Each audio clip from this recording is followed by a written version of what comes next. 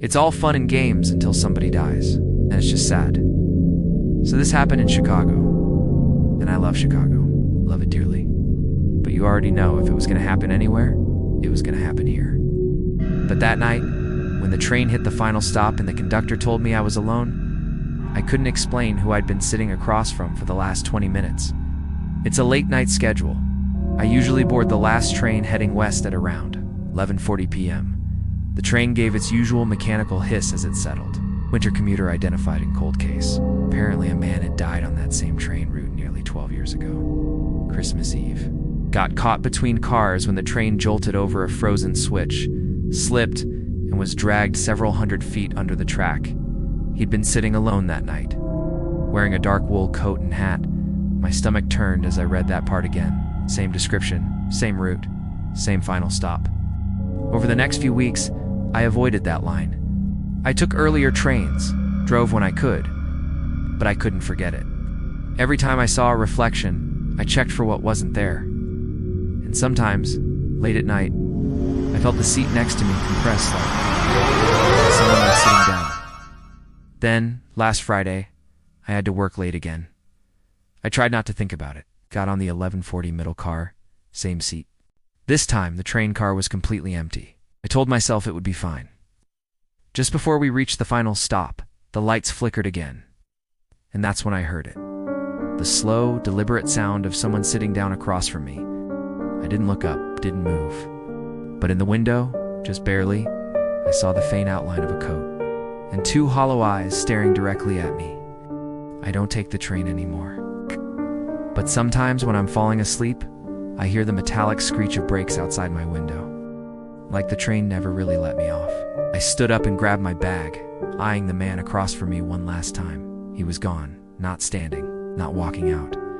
Just gone. I looked around, confused. The train car was completely empty. When I stepped out onto the platform, I stopped the conductor as he stepped off the front. "Hey," I said, trying to sound casual. There was a guy sitting across from me. Long coat, kinda tall.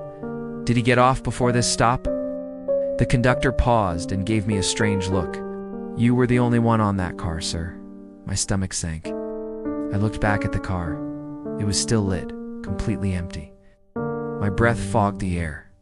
I didn't say anything, just nodded and walked to my car in the lot. That would have been enough to shake me, but it didn't end there. It's quiet, sometimes eerily so, but the routine always comforted me. Until last winter. It was the Thursday before Christmas. The temperature had dropped hard that day. You could feel it in your bones. The platform lights flickered under falling snow, and the train screeched in later than usual.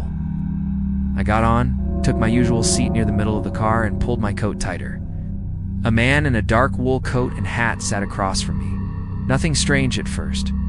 He was facing the window, head slightly turned, so I couldn't see much of his face. I gave him a quick nod. No response. The train jolted into motion, and we rolled into the darkness. Not someone who makes a big deal out of quiet riders. Most people keep to themselves on these late runs. But something felt off. Every time we hit a station, the lights inside flickered slightly.